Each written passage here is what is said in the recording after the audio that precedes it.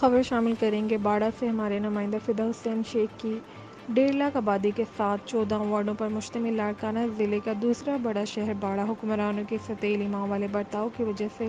تحصیل کے درجے سے محروم ہو کے تباہ و برباد ہو گیا اور کھنڈرات کے مناظر پیش کرنے لگا ہے۔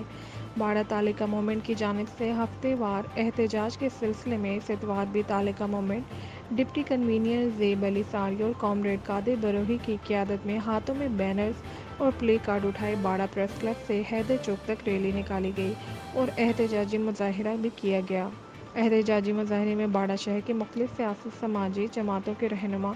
عزیز بروہی، دودو دیشی، کامریڈ منور نوناری، علی انور عسکری، محمد علی خشک، فدا حسین تنیو، جمال خاسخیلی،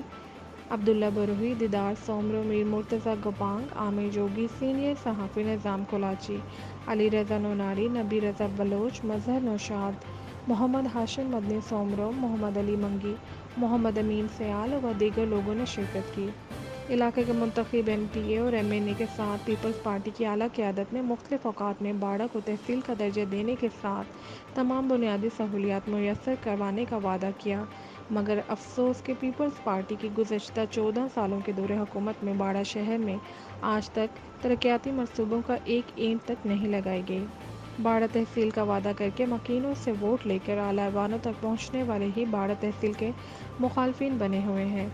باڑہ تعلقہ موومنٹ کے پلیٹ فارم سے گزشتہ 3 سالوں سے گرمی، سردی، طوفان اور بارشوں میں بھی شہریوں نے اپنا احتجاج ریکارڈ کرا کے اپنے شہر کو تحصیل بنانے کی مانگ کرتے ہوئے منتخب نمائندوں کو ان کے وعدے یاد دلائے ہیں، مگر وقت کے حکمران نے کوئی مطالبہ نہیں سنا۔